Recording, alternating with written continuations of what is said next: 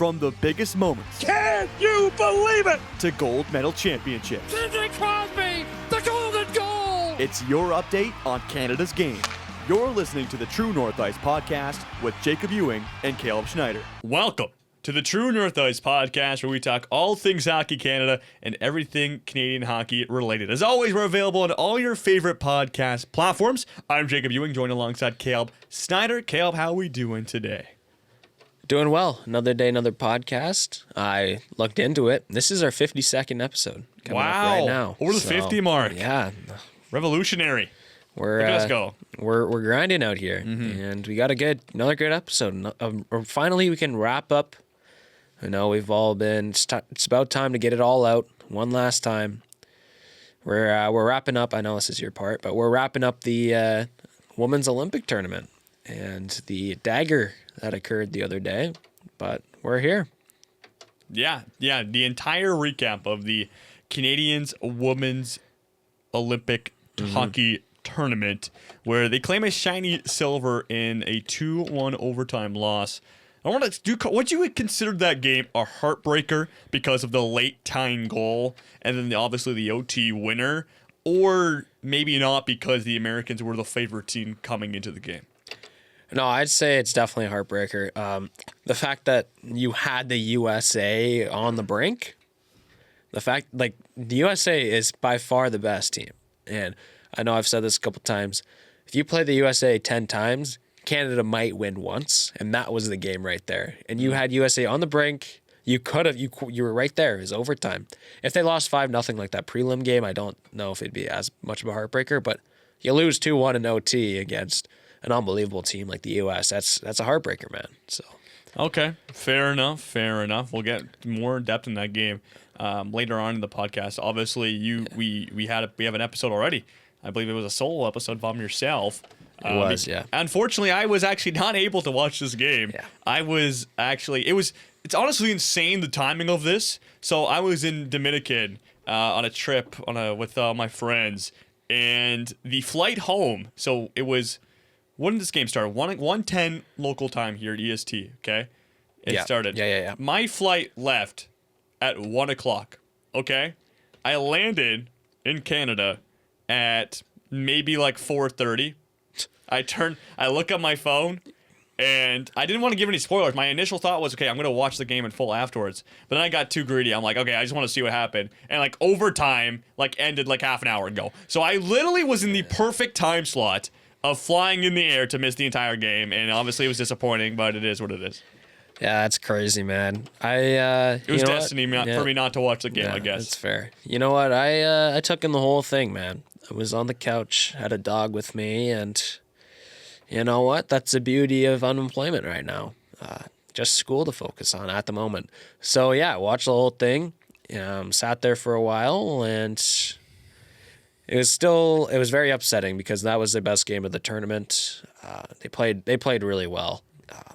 USA played really well too, but like they didn't have their A game. It felt like just like the men's. It felt like both USA teams did not have the A game, and especially in this women game, they're so close, man. And I know at least me, we mentioned the solo pod.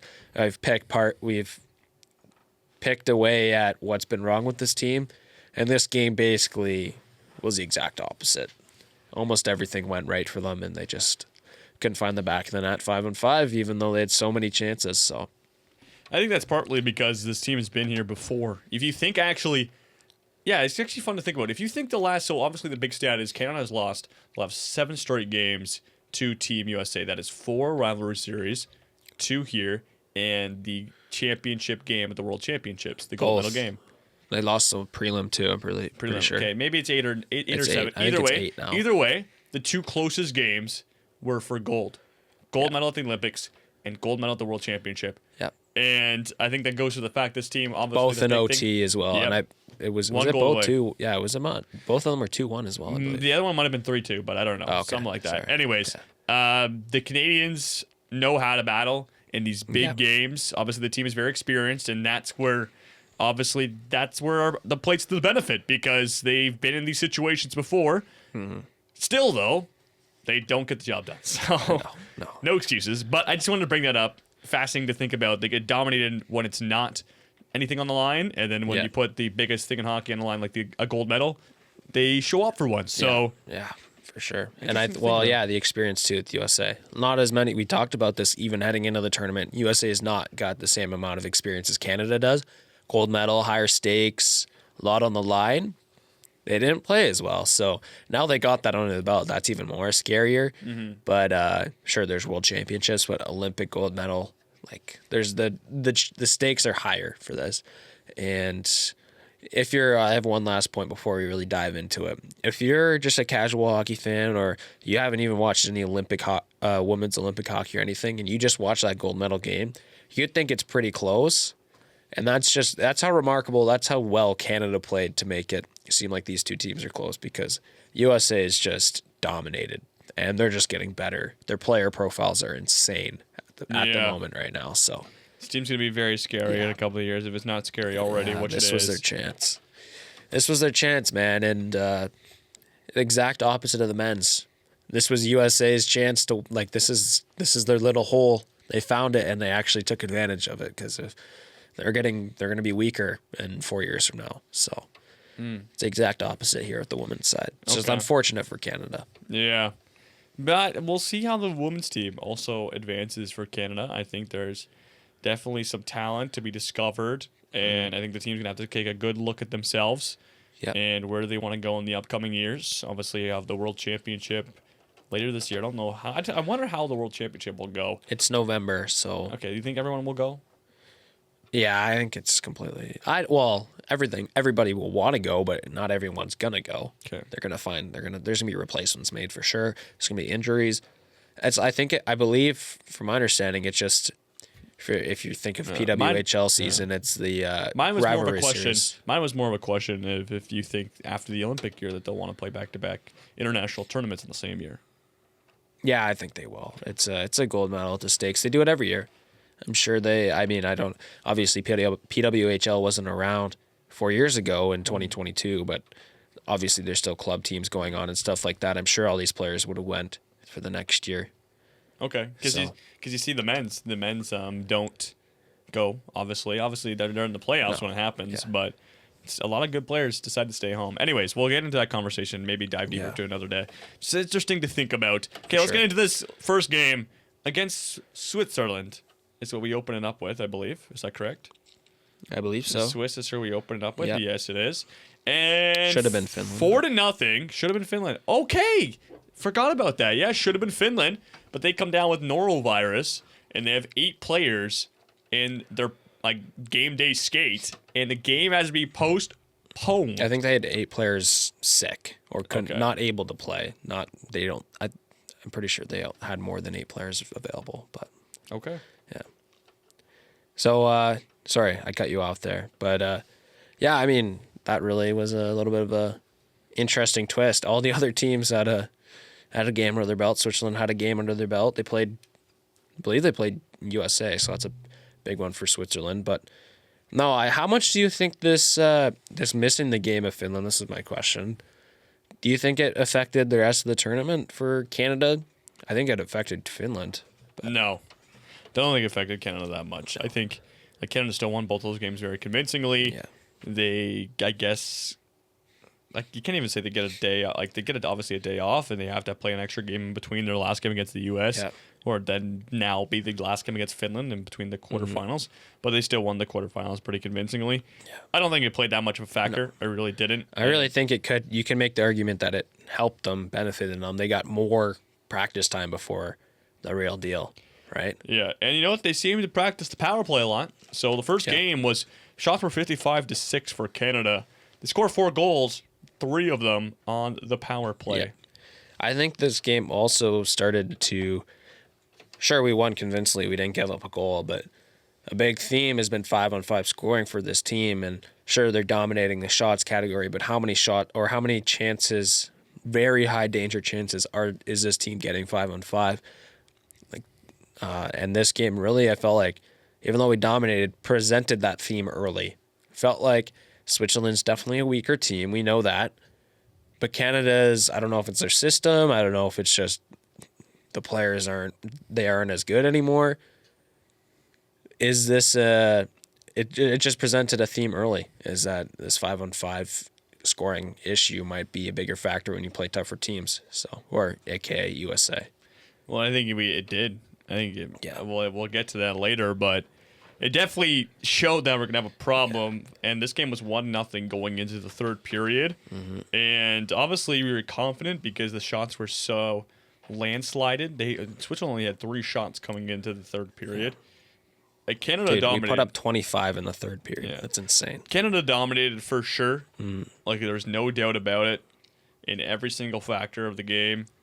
But it just didn't seem like it's convincing, obviously. But when you score 3 goals in a power play, if you really break the game down, 3 goals in the power play, so it's 1-0, 5-on-5. Darryl Watts with the lone goal with 4 minutes left. Once you scored that, it's a bit deteriorating as a fan. Yeah. Like you're like, this is not very, convincing against a team like Switzerland. You're hoping to beat pretty convincingly. I believe the only notable player who I could think of on Switzerland is Alina Mueller. Yeah, and that's it. Mm-hmm.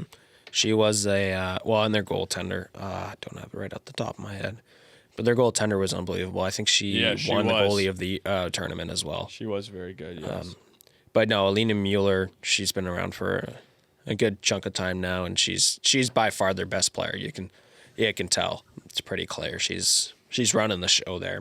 So, but still, even she didn't stand out or anything. So, in my opinion. And Switzerland's even coming off a back-to-back. They played Czechia, and they even played extra time the day before. They played overtime 4-3. That was the game of the tournament for except the USA-Canada gold medal. Actually, no, there's a few. That was a game of the prelims. There you go. It's a better word. And then 24 hours later, you have to gear up and play Canada. Yeah. And they didn't do a bad job. They didn't get many chances. Don't get me wrong. Like Canada did a great job just shutting them out, not letting anything get through their decor. But the offense was so stagnant, and that's been the talking point of the entire year. Yeah. Has been the offense. So, okay, 4-0 victory for Canada over Switzerland. Then we play 2 days. We get 1 day off. We play Czechia. And this one was convincing. I was okay with this one. 5-1 victory over Czechia. I was too. Yeah. And it kind of seemed like the offense was obviously there. And that's all you wanted to see. Yeah. It's hard to complain when you score 4 goals in the first period, right? How many of those were 5-on-5? It would have been 1, 2, 3 of them. 3 out of 4 goals are 5-on-5. So, and one of them was in the fourth line. So, and I was also very happy to see someone like I was really high on Julia Gosling coming into this tournament. She scored 2 goals, both on the power play, but still. Yep.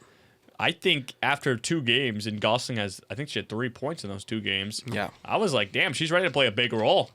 Yeah. I don't know if that was the case, but that's not what the case was. No, but she came firing right out the gates, and I was like, okay, our depth, which was kind of the question to me, the middle sixers were showing up. Yeah. And I was happy with it. Yeah. It felt like everything was it looked like there was a little bit, we could have just been a one-off in the 5-on-5 play, like you just talked about it, from the Switzerland. Could have been just a one-off, but clearly, obviously later on, but it just felt like this game was much better. The system was better. They had a lot more chances. I don't have the shot chart right here where they're shooting the puck from. I can find it. I got it. But it felt like there was a lot more high. Oh yeah, look at that. Look at all those slot chances. If you look at the shot chart, and that's even just in the first period. And then the only issue I had with this game is that Canada started to wean off a little bit. They all right. You can see the scoring. They scored 4 in the first period, and the final score is 5-1. I would have liked to see more pressure in the third period. I wouldn't say Czechia hung around or anything. It was already dead. They're dead in the water in the first period, but it could have generated more. Obviously, we get another Julia Gosling goal in the second period, but they could have really applied the pressure. It could have been 8-1, but hey, whatever. I mean, you can be respectful, I guess. But the third period shot chart is terrible. It's all around the perimeter, above the circle. It's like nothing in tight. There's not a single shot near the blue paint. Yeah, that's exactly something you have. That's what you have to do against Canada. Yeah, and we haven't talked about the biggest story of this game either. Marie-Philippe Poulin goes down in the first period after a hit from Kristina Koltikova and would leave her out for a bit of time, a few games. Listen, obviously we know Marie-Philippe Poulin bounced back in the tournament, but maybe we focus in on just the USA game that comes after this one. If Poulin is in the lineup for that game, how much does that switch the mojo or change the mojo of the lineup? Here's a question before I answer. Okay. Are we saying if she's 100% or whatever percent she was at near the end of the tournament? Because she was playing not 100% to No, round up she's the 100%. tournament. Yeah, if she doesn't get hit, she's probably 100%. 100%. Yeah. So you're saying 100% if they're playing USA.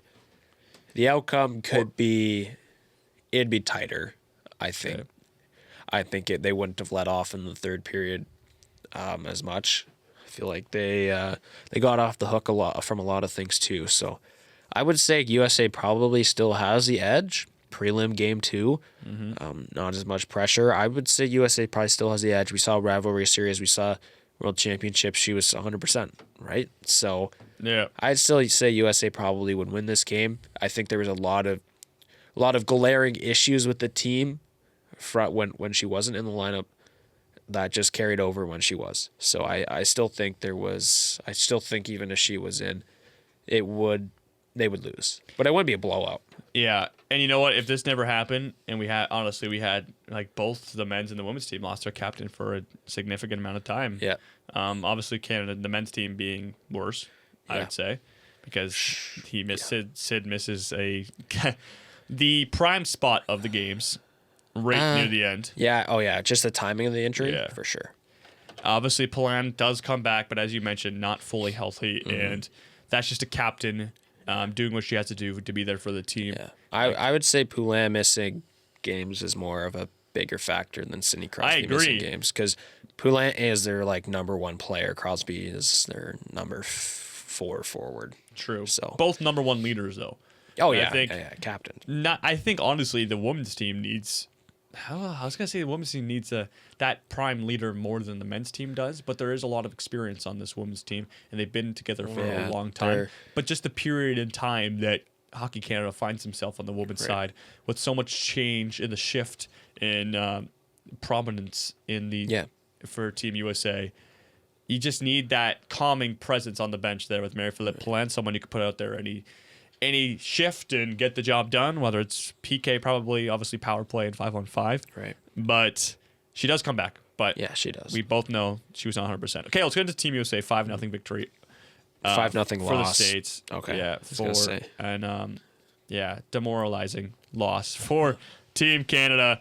It just seemed like there's nothing you could do. You couldn't stop the bleeding, and it all started with Caroline Harvey. 4 minutes in, puck little roller across the ice, slips underneath the pad of Van Desbiens, and just a bad goal like that to start the game was just a signal. We were live on TikTok and YouTube. Follow us here on True North Ice if you haven't already. But it was oh gosh, you just knew this gut-wrenching feeling when that goal went in. It was going to be a game like this. Oh yeah, 100%. I think the fact that it was only 5-0 at the end, but it's pretty incredible that it was only 5-0 at the end. That's my point. But early goal, Caroline Harvey, of course, the best defenseman in the tournament. We could argue she's the best player. She's going to be probably number 1 overall pick in the PWHL draft this year, assuming she commits or whatever that's called. Yeah, it's tough. One of USA's best players score, and you're in a hole early for a team that's been beat a gazillion times by this team in the past 2 years. Mm-hmm. That's tough. Like as a coach or even just a player, you want to get into that first period, like in that first intermission.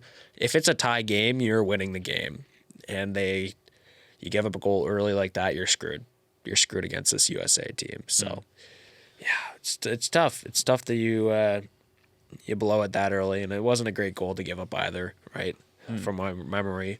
Yeah. So. Okay, so we'll go back to quickly on the Marie-Philippe Poulin conversation. Yeah. She's out for this game. What's the mentality in the locker room like, or what's the vibe? What's the vibe?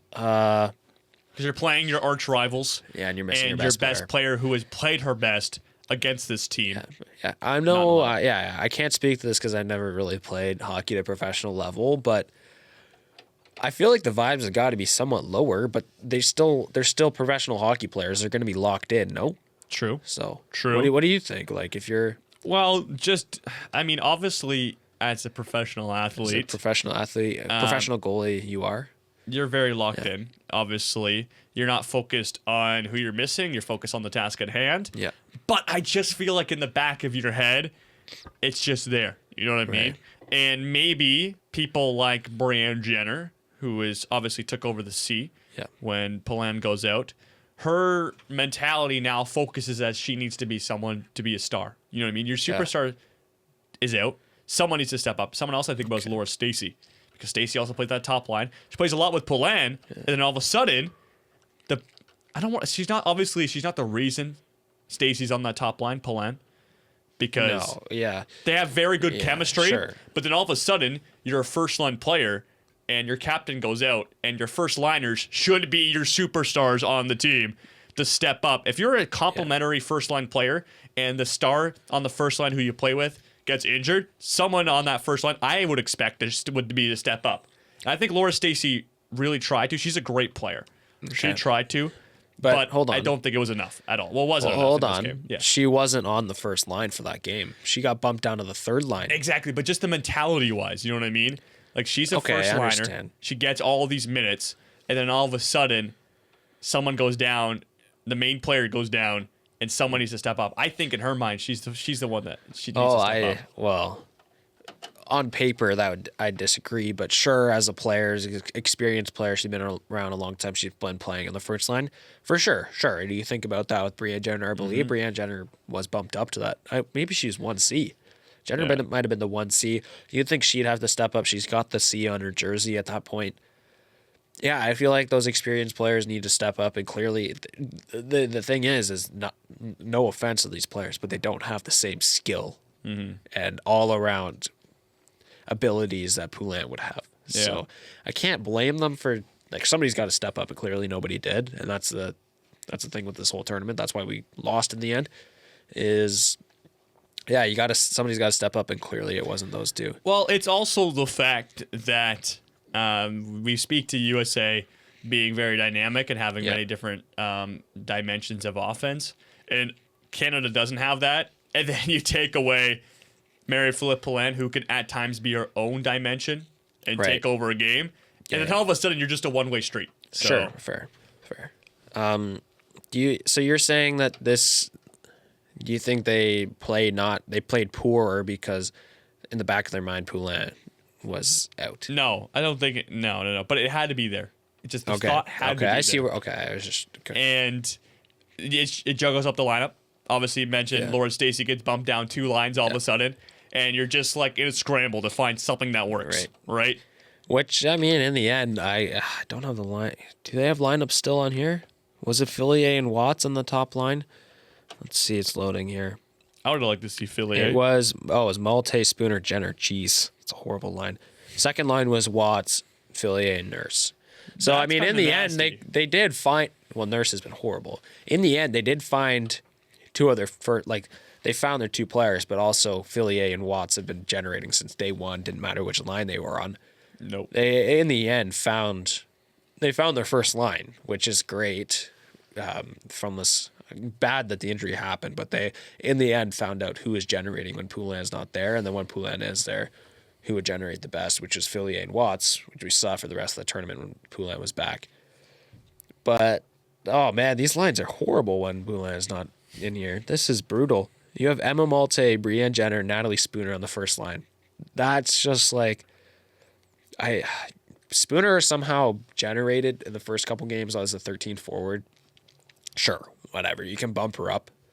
You obviously think she's kind of a placeholder. Then you have Emma Malte, who had a very poor tournament. And you have Brianne Jenner, who, gosh, I don't even know how many points she would have had this tournament. She had 3 points in 7 games played.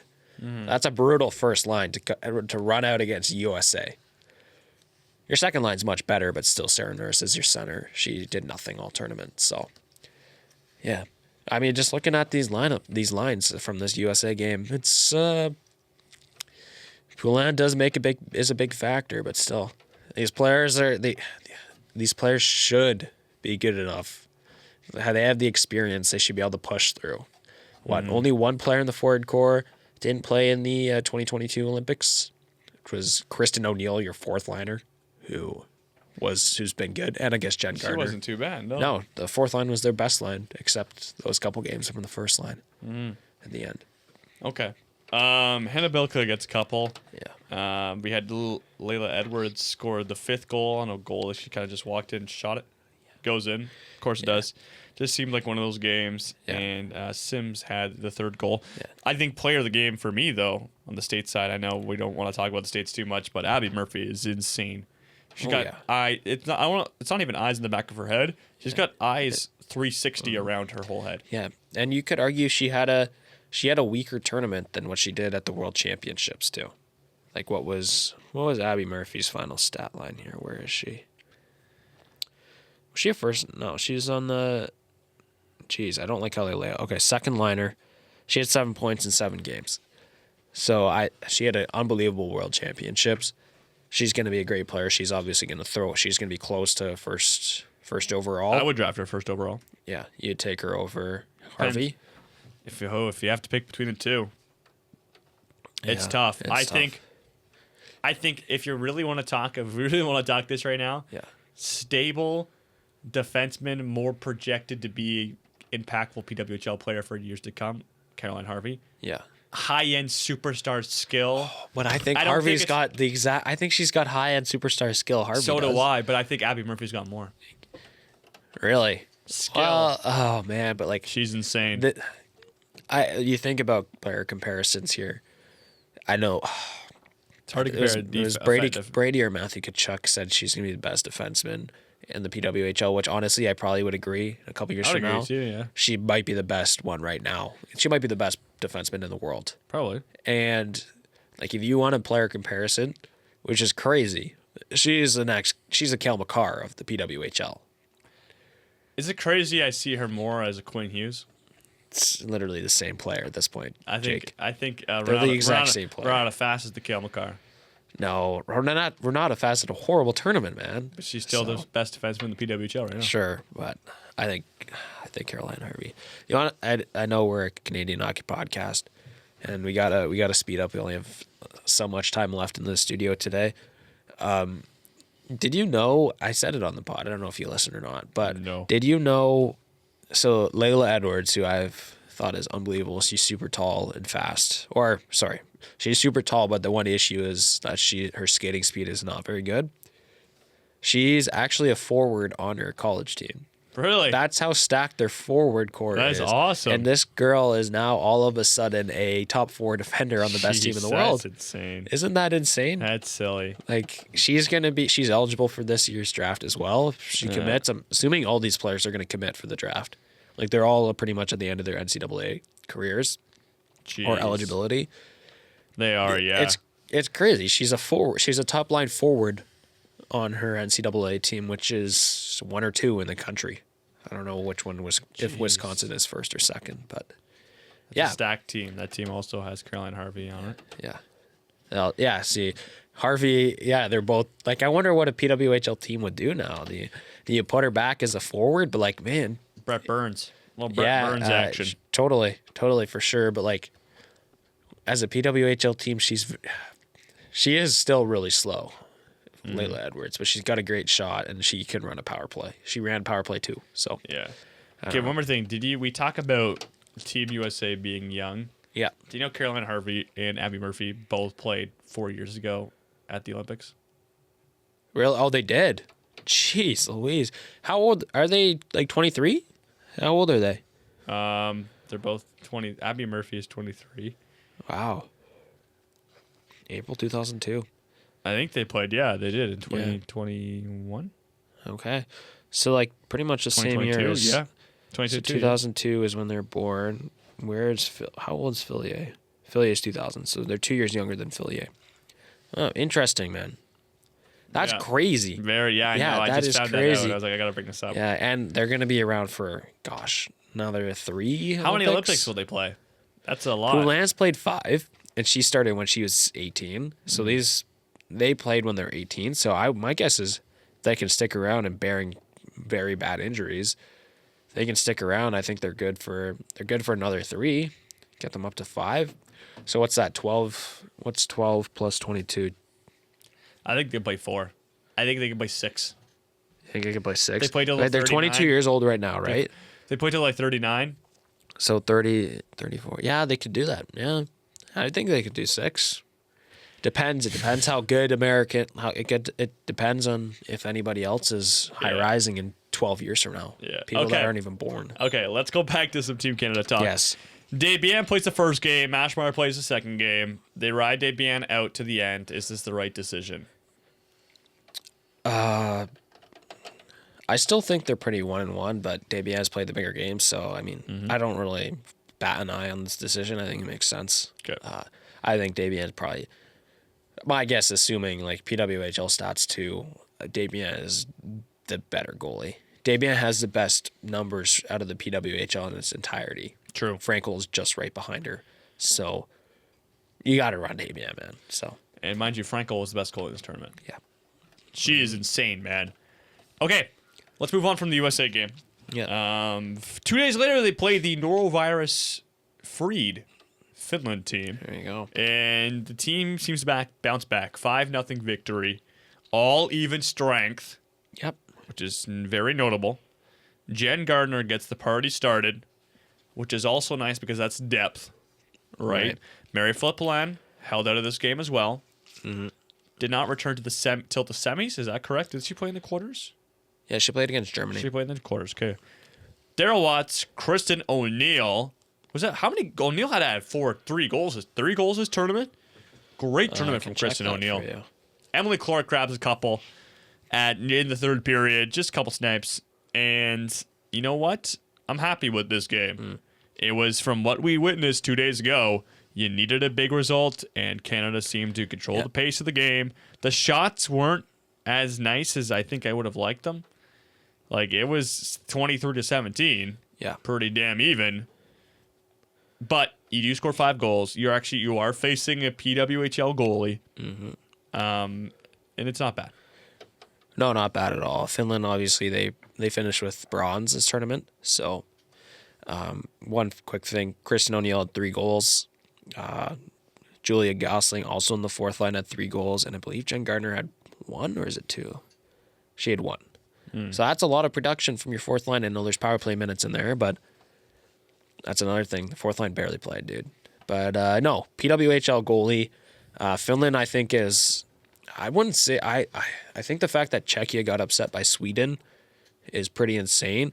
I would say coming into this tournament and after watching it, Finland's probably the 4th best team. I still think Czechia would be better. Switzerland's up there. But Finland's a very solid team. They're fast. They're big. It's a decent win. And they finally, feels like they got stuff figured out. But still. Because, the U.S. only beat Finland 5-0 in the prelims as well. So, something else to mention. Also, but the shots were 49-11. So, let's not pretend like Canada's, had the same result against Finland, although it was the same numbers-wise. It's not the same, really, in-depth-wise. No. Okay, so Canada, we made the quarterfinals, Caleb. Congrats. Wow, that's insane, man. Quarterfinals That's, for Canada. Shocking. It's not like we were already guaranteed a quarterfinal appearance. Yeah. Okay, and we finally get to play a team from the B pool, right? And it's a 5-1 victory with Captain Canada back in the lineup. Yep. And she kind of showed right away that she was ready to go. So Brianne Jenner opens the scoring, and I don't know if the play I'm thinking about is before or after this goal, but it's the play where all of a sudden a German gets sprung on a breakaway. And Mary Philippe Poulin in her first game back, and I think the broadcast must have showed this clip at least a dozen times. It's the back check Yeah. to stop the play. They talked about Poulin. Like, that was the only thing they talked about the entire broadcast. There's 60 minutes of play. It's pretty much a 3-hour broadcast. She was talked about for an hour and a half. I honestly think Mary Philippe Poulin, just the name itself, was mentioned more than the word "the." Yeah, it feels like it was pretty darn close. So, yeah, I mean, all around, you see another 5 slot. Germany's not a good team though, and No. the 5-on-5 play was poor. A lot of perimeter stuff. I could be wrong actually. Low key, I kind of forgot about this game as Germany. No offense, but it felt like there's a lot of perimeter. There was looking at this now, there's a few slot chances, but they never really capitalized. Not much finish on this team. Mm-hmm. But Germany's a weak team. You somehow give up a goal. But yeah, the back check. Back check was a notable thing. She is such a gamer, man. Yeah. She'll do whatever it takes to win. And I think she showed it in that first period. Mind you, I think it might have distressed her a little bit for the rest of the game. You could see like a little, grimacing at some points in the game. But she does score a big goal, tying Haley Wickenheiser for the most goals all time and I believe it's a Canadian Olympian or maybe just an Olympian. All-time Olympian. Women's side, I believe. Yeah. Yeah. She ties it with the power play goal, and the power play looked decent. So, honestly, this is bad podcasting, but I honestly forgot almost everything about this game. I don't really have any more thoughts other than Poulin, that back check, and she's just a gamer, man. She also just does not look 100%, but you could tell. You could tell she is limping. Like anytime she's changing, getting off the ice, you could tell she's hurt. So yeah. Do you think? Okay, here's a good question. Yeah. Do you think they brought her back into the lineup too early? I would say Germany is a game you're confirmed to win, just because it's Germany and Canada's very dominant. Should they have waited to put her back in the lineup till the semifinals? I think she also, knowing you're gonna have a tougher opponent in the semifinals, I think they would have rather her try stuff out against Germany there, so she's ready for the next. Make sure she's ready and she plays a game, gets a game under her belt before she heads into this, and before she heads into the semifinal game. You kind of understand. Just get your feet moving and try out a game. If it doesn't work, and you just sit. I'd rather her sit against Germany and say she can't go than Switzerland and your captain's just there for no reason. It doesn't matter though, because every player plays, so there's no scratches except your third goalie. But I think it makes sense for her to play in this game. Get an easy, pretty much guaranteed win. Yeah. Get it under her belt. So okay. What do you think? I think I honestly like the perspective you came with that. Give her a try, and if she has to go back to the locker room or the dressing room for the rest of the game, so be it. Yeah, exactly. Honestly, she's the one that knows her body the best, and she's played enough hockey and been in these situations before to understand the situation. Yeah. But also, it's the Olympics, and you're going to want to play. Yeah. And I think that could also be a factor. And listen, the gold medal game's only a 1-goal game. So was the semifinal game. Yep. If she's fully healthy or gets an extra, how many get 2 days? She would have had an extra. She played it on the 14th. Yeah. She would have had to wait till the 16th. Right. That's an extra 2 days of rest. Yeah. She would have had an extra 2 days. Does that make any of a difference? I guess it pertains to the injury, depending on what it was. Mm. And the other thing too is, she only played 12 minutes. They really reduced her ice time. I'm surprised she's playing in the third period. They really, once they had it locked up after the second period, they said it in the broadcast too, just let her sit on the bench for the 20 minutes. But they reduced her time anyways, 12 minutes, 41 seconds. Makes sense. You can really lower it now, and you can load her up later if that's what you need to do against Switzerland and USA. Yeah. So. Okay. Yeah. I think it's okay. I think it's good that she played, honestly. Gives Canada more hope, too, I think. That she's playing and she looks decent. So. Okay. So let's go to the two tightest games of the tournament. Yeah. And Canada dominated this one. Shots 46-8. But score only 2-1 for the Canadians, Kel. Yeah, this was the most frustrating game I watched all tournament. Sure, maybe the USA prelim game. But this one was frustrating for me because you only scored 2 goals, and literally, I know people say finishing is kind of a non-stat, and that you shouldn't really worry about finishing because almost every player at this level, NHL, PWHL, this top tier level, they'll find a way. They just can't finish. And these shots, I need to see the shot chart because this is one thing that Like, it was so perimeter, and there were so many low danger chances. Sure, there were some rebounds, but they just had nothing going. And the fact that Switzerland even found a way to score a goal in that third period, yeah. They score a goal late in that third period is mind-boggling. Like, this was the most frustrating game ever. How do you only put up 2? And the person that puts up 2 is your captain who's playing at 70%. And you know what? I just said that you give her an extra day, 2 days rest, maybe they change the result. Well, not if she scores 2 goals and has a big impact. You literally can't do anything more than that, right? So Yeah. And that first one, that first goal is the one that breaks Haley Wickenheiser's record. I think we need to mention that. Unbelievable, man. Just unbelievable what she did. And that was her game. And that first line was going, but it's like was one on the power play? Oh no, they're both 5-on-5. Yeah, you get it's going, but only your first line's going. The rest can't generate enough high danger chances. They have a gazillion shots, but not enough high danger chances. The offensive system was poor, and they just dominated the game. The offense's own time had to be like insanely high compared to what Switzerland would have. But yeah, and you know, a pretty even distribution of the top 3 lines. Yeah, I'm just looking at the shifts right now. They honestly had pretty much all the same, maybe like 30 seconds difference in minutes wise. But I mean, it's also against Switzerland, and the shots were pretty convincing. I'd say for Troy Ryan to keep rolling out 3 lines, but it just continues to show what this like the same conversation we've had for so long now. How this team in the PWHL, this team scores a lot of nice goals. Yeah, the individuals, they can put up points, but when they come together as a group and they play together. 5-on-5. Yeah. It just seems like they're just missing that final aspect of finishing. Like sometimes they look brilliant. They can move the puck around really well. They can get chances in the slot, do the seam pass, but they just don't have that finishing move. Yeah. To be a goalie, to be a hot goalie as well. Yes. They make goalies get hot. Yeah. Oh yeah. This team is great. It feels like they're looking for rebounds. Exactly. This team is great at making other teams' goalies look like the MVP of any tournament. Right, for sure. Yeah. Okay. So there's 2 minutes left. Canada's on the power play. They have an offensive zone draw. Who do you run out 2 defensemen or do you run out 1 defenseman when you have 2 minutes to go? You know Switzerland's going to pull their goalie in like 30 seconds when they get the puck out. What do you do here?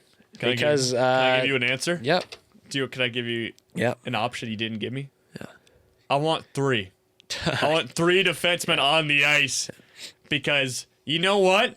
We're going to get into this right now, Kale, because I know this is a big talking point. On the power play 2, we're running 3 defensemen out of the 5 players. You see some NHL teams nowadays, and I know this is women's hockey, and I just brought up the NHL, but you see some teams don't even run a defenseman. Just go 5 forwards. And hold on. Okay. You want to get into the 3 defensemen on power play 2? Yes. Okay, because I was going to say quickly, they had their power play 1 out there, 2 minutes left. They were not a fast out there, and then 4 forwards. I 2 don't minutes mind left it. with 5-on-5. You for real? I would obviously 2 would be the better answer, but for the amount of shots that Switzerland had and where the puck was for the majority of the game, I don't mind that. You know, it just kicks a quick turnover, 4 forwards, speed up the ice, empty netter. Good night. Yeah, for sure. Okay, let's get into the 3 defensemen here. So 3 defensemen, and I believe it was Aaron Ambrose, Ella Shelton, and Sophie Jakes. It was Claire Thompson was one of the 2. Okay, anyways, I know Sophie Jakes was one of them for sure. Yeah. And then take your pick in Aaron Ambrose or Ella Shelton. I'm going to guess Shelton. But anyways, 3 defensemen. What are we thinking? Like, we talk about this offense running stale, and obviously Troy Ryan realizes that because he's playing 3 defensemen on a power play. That is, I don't know. I just think it's insane. I really do. I just don't see the positives that come out of this. I know Sophie Jakes I love Sophie Jakes. She's actually my favorite PWHL player. Okay. But she's a defenseman. I'm Okay. sorry. Okay. So I don't agree with it, but here I'll run out why they do it. Okay. So first of all, they like Claire Thompson to quarterback it, which first of all I think is insane. It should be Sophie Jakes that should be quarterbacking it. Yes. They want Claire Thompson to quarterback it. And I think it was Troy Ryan. It could have been an assistant coach. They said Sophie Jakes. I believe they said Sophie Jakes got the best right-handed shot on the team. Okay. I could be wrong, but I feel like Fillier is right-handed. Like, I don't know. Anyways, somebody said that. And then they have Ella Shelton or Aaron Ambrose. I don't know which one, honestly, at this point. They have one of those two out there, which I don't. That's the only one I can't defend. Okay. I understand two, but why do we have three? Let's put this into perspective, okay? We had Claire Thompson up top at the quarterback. Sophie Jakes, one of the flanks. Yeah. Right? Was Laura Stacy on power play 2 or was she power play 1? Gosh, honestly, I don't know. I'm going to say Julia Gosling was out there for sure. Probably Julia Gosling Gosling was two. Probably an front, right? Yeah. Brianne Jenner. Was she out there? Or Jen Gardner. I think she might have been out there too. Oh, I don't know. Anyways, what I'm trying to get at is where do you put Ella Shelton on this power play? Is she the other flank? And you have two defensemen as a flank? That's stupid. Is she below the goal line distributing? Yeah. You know what I mean? Yeah. I think doesn't matter. I think you would have had a better chance of scoring with a forward out there. And my thing was like, well, first of all, you don't have I don't know where you play that third defenseman. I understand Jakes and Thompson. Thompson also was hurt too near the end of the tournament. The fact that you ran those two out is fine. Two defensemen is fine. You see that, like, that's not anything crazy. But the third one, Shelton, Ambrose, I don't know who it was. This is really bad. But they had poor tournaments. They didn't generate anything. I don't know, man. It's crazy to me. And you have... What the frick? I hit the wrong button. Anyways, you have... Geez, that threw me off. You have so many depth forwards that Sarah Nurse, this was my point. Sarah Nurse scored 18 points in the last tournament, not even on a power play this tournament, and puts up 2 points. Yeah, I understand she brutal. probably was on power play 2 or power play 1 in that 2022 tournament, but you put up that many points, and no kidding, she's going to suck when she's not on a power play. That's almost one of her specialties. She's probably on power play 1 on the Vancouver. I know she's also been hurt. With Sophie Jakes too. Yeah. The fact that she didn't produce at all this tournament, you think a power play goal or even just the opportunity to be more of an offensive force would not help your 5-on-5 play, just boost your mentality? Like, what do you think that wouldn't help some of these players? I think it would have coming into just to end up the tournament. For sure. I think the mentality of some of these forwards could have been better if we just put them on the power play. Like Brianne Jenner had a poor tournament. She might have been on power play 1. But you go down the list, and then you have Kristen O'Neill, Jen Gardner, who produced. Maybe one of those two who are producing 5-on-5. Kristen O'Neill's a face-off player too. You couldn't have thrown her on. She had 3 goals. That's pretty much, that beats out like half the team. So just crazy to me. But it's not like we've seen 3 before. Like, I know back in the days, the Colorado Avalanche had 3 on their power play too, because they love Bowen Byram's shot, which is in hindsight crazy to me. But you've seen it before. But on the highest stage right here, Olympics, you're on the second best team in the world, and you're running 3 out there is insane to me. Insane to me. So I agree. Yeah. I just agree. And mind you, the power play was actually kind of one of the bright spots, especially early in the preliminary. But maybe it could have been better. Maybe. If we're doing deployment talk right now, the fourth line played an average of 5 minutes the entire tournament almost. They were their second best line the entire tournament. The fact that Kristen O'Neill won a gazillion faceoffs, you have Jen Gardner and Julia Gosling just ripping it up. They're fast. How did none of them get bumped up? How did none of them at least like split up the line and bump somebody up to the second line or something like that? It's just insane to me. They're the only line that stuck together the entire tournament. Sure, you got something going, but they're scoring, and usually a fourth line's more of a shutdown kind of thing. They're scoring, they're bringing the puck up the ice, they're taking the defensive zone draws. Like, man, it's crazy to me that they changed so much in this forward core, and they just don't change the one thing that's like changed, at least bump somebody up. It's insane. No, I can agree with that. Okay, let's move on to the gold medal game. Canada beat Switzerland barely, 2-1. And obviously got pumped by the States early in the tournament 5-0. Caleb, I want to know your confidence, where it was at going into this game or expectations? Confidence was 0. I didn't think that. Well, 1%. There we go. There's a chance. There's obviously a chance. It's hockey. It's a great game. It's a funny game. There's obviously a chance, but 1%. There's no way this team was even gonna come close to the USA. The way USA was rolling, they only gave up 1 goal the entire tournament, Jake, heading into that game. Their PK is phenomenal. They didn't give up goal in the penalty kill. Power play is great. They got a gazillion offensive players, and all those players are great defensively. And just hemmed teams in their own zone. And it felt like this Canadian team was going to get hemmed in their own zone. And it just had 0. And you got Aaron Frankel is just rolling too. So what about you? What's your confidence on the plane? Well, my confidence was I would go a bit more than 1 for sure. I'm going to go with, I was thinking maybe 15. Wasn't that high though. Interesting. But 15% is still 85 not confident. I think the narrative going into the game was already blown. It's not like you lost 3 and the States won 3 in a row, they're starting to control the scene. No, it was way gone. Yeah. It was way gone. And Canada didn't even score a 5-on-5 goal in this game. In fact, they didn't even score a power play goal. It was shorthanded. On Christian O'Neill's stick, we've talked about, just showed up in good moments and scored goals. Not someone who expected to score a lot of goals, but she did. Exactly. One last thing before we really... I know you just jumped the gun there. I was going to say Dom Lucian, who does all these odds and stuff. I mean, other people post their odds and pretty similar. He gave USA 65% chance of winning. So Canada had a 35%, which is super high in my opinion. I think it's high too. I don't hate it. No, I don't. I just thought I'd put that in perspective. I would have went 70% USA, 30 Canada. Yeah. I mean, 1% is egregious by me. It's very overblown, but really, 1%. But I mean, I was kind of basically right. The 1% was it almost hit in overtime. But no, heading into this game, I was very low confidence, and I think almost everyone was. But dude, first period, there's penalties back and forth. Canada's power play at the end. Or one of the power plays, the Joy Dunn tripping one, the second one, Canada's power play almost scores. Wide open net. They can't bury it. They're pressing. They're gonna they're not dominating, but the game is back and forth. It's not what we saw in the prelim game. Players are going back and forth in that first period. And you head into the intermission 0-0. That's a win for Team Canada. Yep. And then, like you said, Christian O'Neill, man. Unbelievable.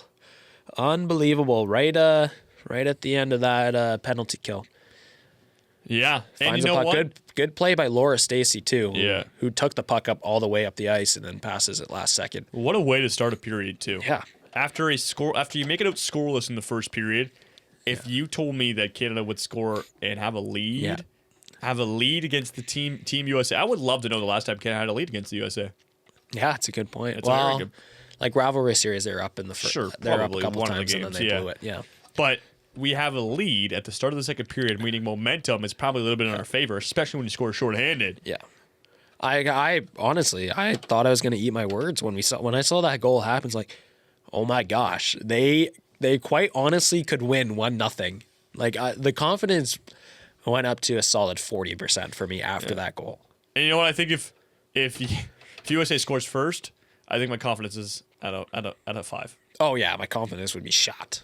Imagine USA scored the shorthanded goal. The game's over. Oh, game's over. Yeah, absolutely. Yeah. Okay, so then we have my confidence is high.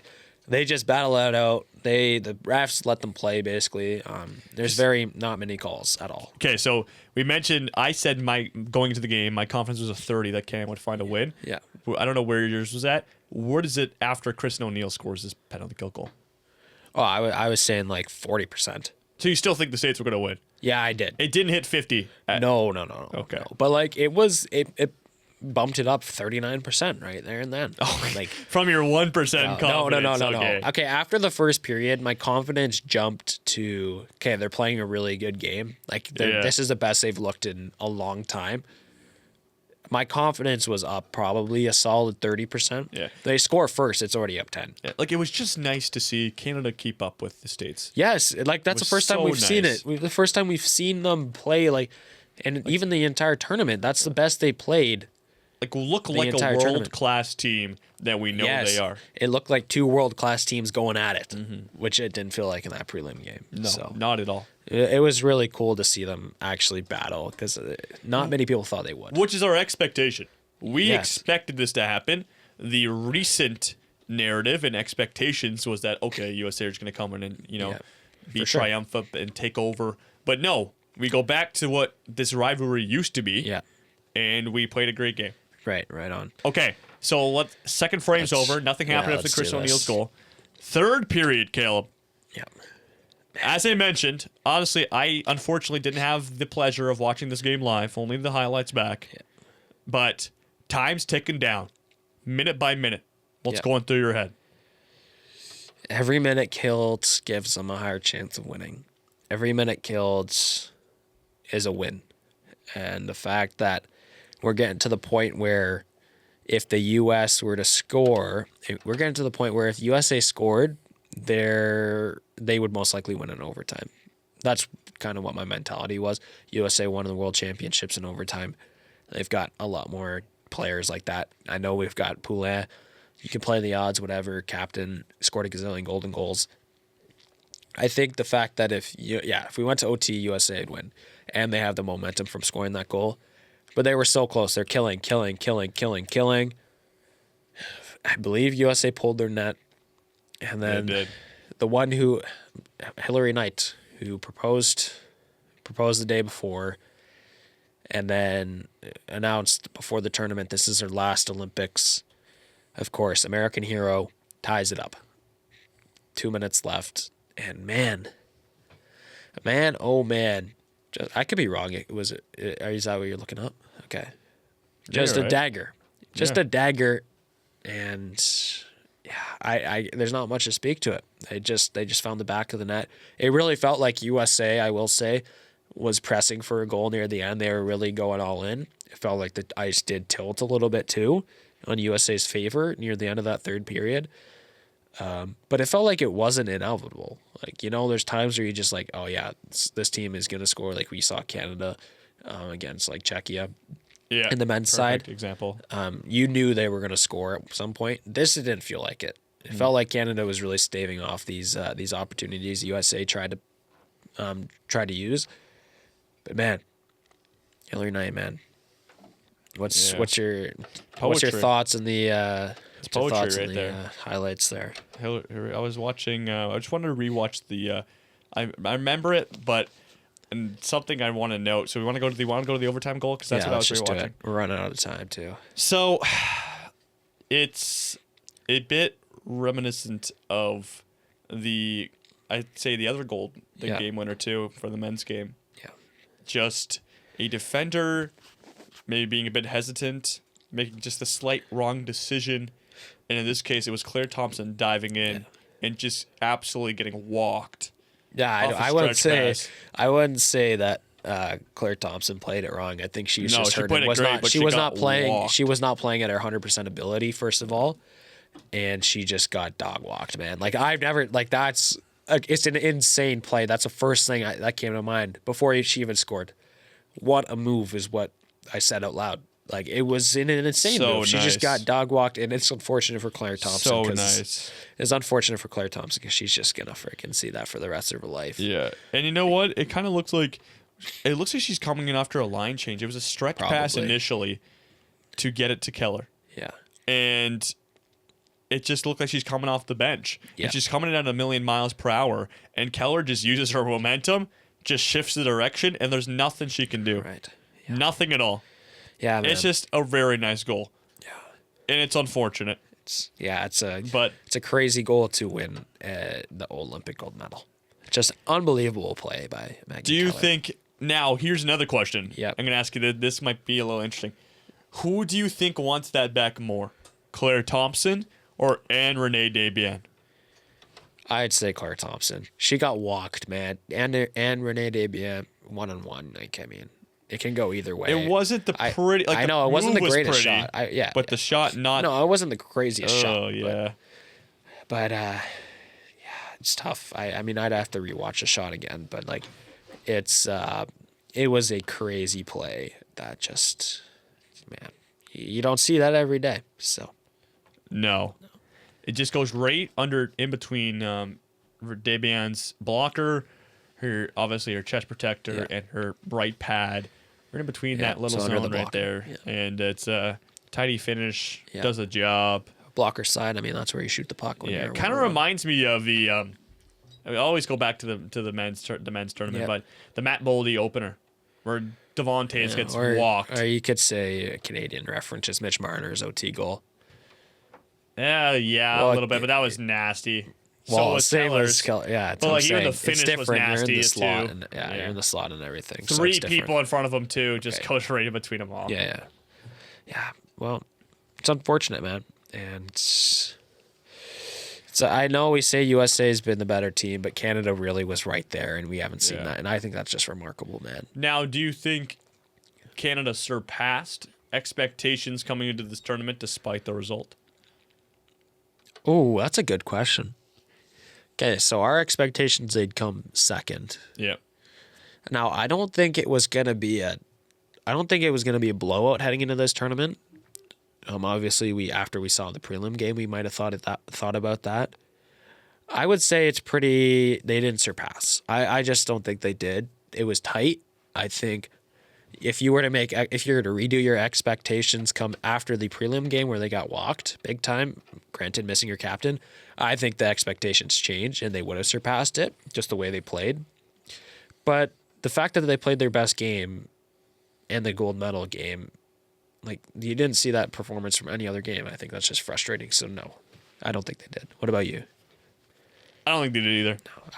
I think my expectation was, I'm not going to say win a gold medal because the way they surpass is if they won. For me, Yeah, at but least. I For my think- expectations. I think they met my expectations. Yeah, that's what I'm thinking. Okay. I don't think they surpassed. Because they didn't get destroyed in the gold medal No, no, game. no, no. And really, expectations for me came down. Listen, we knew they were going to win every other game. Yeah. Just came down to what was going to happen in the gold medal game. Right. And they didn't get slapped like we saw in the preliminary. Yeah. So Yeah. I didn't hate it. And I like the point of Mary Philip Plan. What would have happened? Question marks if she would have been healthy. Yeah. Yeah, she was not 100%. Like I said 70 earlier, maybe 50. Like I Maybe. wonder if PWHL starts this Thursday. I haven't seen any injury updates from anybody yet, but I wonder Yeah. if she's playing or not. I don't think she will. Like that's how injured I think she might be. So Yeah. Yeah, we saw, remember last year after the Four Nations face-off, a lot of NHL players didn't come back for a little bit. Is Mary Philip Plan one of them? Also, how long will Sid have to be out for? he's For the gonna be out Pittsburgh for a while. Penguins. He'll be out for a while. Morrissey will probably be out for a while. Yeah. You go down the list. But There's Palan probably is good chunk. with a shorter season of the PWHL, that's a big loss for Montreal. Yeah, and they're all in the dogfight for those playoff spots, right? So Mm-hmm. you wish she was 100% for those games, but Absolutely. We'll see if she maybe takes a game off or two before she comes back. Would not be surprised. They get back underway in 5 days. So Right. the 20, no, Oh, pardon, it's 5 Thursday. days, 2 days. Yeah, sorry. I thought that said it the the 26th? It was the 26th. Thought I said the 29th. Thought for something, not a leap year, only 28 days in February. Yeah. It's the 26th. That's in 2 days. yeah. Tight turnaround. Yeah. Also, though, another benefit of the PWHL, the schedule is a bit more stretched out. So Yeah, you get way more days off, Yeah. which is nice. So, yeah, I don't know. It's gonna be interesting. We haven't seen any injury reports, but I think there's no way she plays. I think if there's a way that she can play, if she can just sit out for a month and but it's tough though because the playoffs. I don't know. I'm very curious what they do. Well, she's playing hockey. It's not like she's not on the I don't know, ice. but like, is it sustainable for her to be 50%, or is it worth trying to sit her out for a month, get this stuff all figured out, Mm-hmm. and then be back at 100% or 90% Yeah. for the playoff stretch? I think you could find a mix of both. Right. I think she could sit out maybe a game or two and Yeah. come back maybe 95 Okay, and be very productive. it's fair. Okay. Well, that's really all I got. It's unfortunate. The Americans were clearly the better team, and Canada was right there. So this is going to be a lot of work to do. I thought we would talk about overhauling this, but we don't have the time at this point. But I think there's going to be some big changes. I think this is it for Troy Ryan. Okay. We need to switch it up here, but I don't know if that's what they'll do. That was the exact question I was going to ask you about Well, Troy Ryan. Okay. Well, what do you think? it's a tough decision, and it's a tough bridge to cross. Yeah, because he's been around for so long. Yeah. And he's had so much accolades too. But is it more? I think it might be more or less give him the world championship, Yeah. and let him make a difference. Let him get some younger players in the lineup. I would like to see. So you some want players him to move on. control his own destiny. Well, Like you want to give him the one swing at the can if I'm he just does thinking, these things. who's going to take over? You know what I mean? Well, you just take your pick at a Like if Canadian you coach, man. switch a coach, are you going to be Team USA just like that?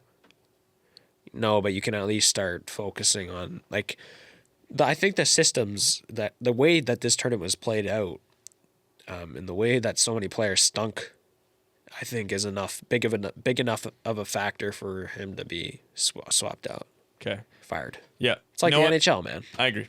So I think it's time. We said this after the rivalry series too. yeah, It's Troy Ryan's time, and he's been with this roster for a bit. Yeah. The players understand his systems, but it's also time for some new players, some new faces, Yeah. younger direction, yeah, and it's just like what the States did, maybe bringing Abby Murphy and Caroline Harvey to the Olympics 4 years ago, and getting them integrated into the senior level of USA Hockey. right. It's time to do that for Canada. I think it's more also a lot of these players are done. Like this was their last Olympics for a good chunk of these players. I think it's get a fresh new look for everything. New player, like obviously there'll be new players coming in because new players are leaving or older players are leaving. Just get a new look with this staff. I don't know if it's if you just find an assistant coach. I don't know if that's the play or if it's find one of those PWHL coaches out there. So I don't know. I don't know what the coaching landscape is out there for the women's side. So I don't know what it looks like, and I don't know if it's hard. Like I think most Canadians would gladly do it that are in a coaching position absolutely. right now. I don't know who the coach. I honestly don't know every coach in the PWHL. Canadian. I don't even know what their nationalities are. So I don't know, man. But I think this is. I think they need to rehaul it. I don't know if it starts before in November. I don't know who's in charge of that, but it's. I think it's time. So Okay. All right. Well, that has done it for a full recap of the Women's Winter Olympics for hockey. Canada finishes with a silver after a 2-1 heartbreaking loss in overtime. We'll have a men's recap later in the week, Caleb. It's going to be a fun episode. We may have a little something special cooking up for that one as well, so you will want to tune in. for sure. Yeah. Yeah, that one I believe coming out. I didn't know. I don't want to. I don't want to to make it official. No, yet. no. I'm not making anything official either. That's why I didn't say anything. Yeah. But that one coming out later this week, so that's a must watch right there. It's gonna be a Monday. very fun episode. Really, just to because obviously the expectations of this tournament were met. They were not met, I don't think, in the men's side. So big conversations, something special coming on Monday. You'll want to look out for the True North Ice podcast with the men's tournament recap once again on Monday. And all your favorite podcast platforms, that's YouTube, that's Spotify, that's Amazon, and many, many more. Caleb, as always, it's on... YouTube. I was going to say iHeartRadio, Pocket but I Casts thought you were or going to say I iHeartRadio. just set you up for the layup. Oh goodness, iHeartRadio, dude! I actually pulled up iHeartRadio the other day just to see what's cooking again. Yeah. They're making some big changes apparently. Really? So, I hope. I we the don't know. I change? could be wrong. But like, their their web designer software on that website is like they're living in the 2010s. It's unbelievable, Nice. but it's up there. So Okay. there's actually more places that I just discovered that are up, but like I didn't know of. Oh, So. wow. I mean, one day I'm gonna just compile a list and pull up every should. single podcast platform Yeah. and see if we're up there or not. Okay. But Cool. yeah, so shout out to RSS feeds. I don't know how they work, but we're up everywhere basically. As always, check us out on your favorite social medias for all your favorite short form platforms. We're uploading every single day. Highlights from the podcast, breaking stuff down. We had full recaps on every single game of the Olympics. That's on TikTok, Instagram, and YouTube. As always, we've been the True North Ice podcast with Jacob Ewing and Caleb Snyder. We'll see you very soon.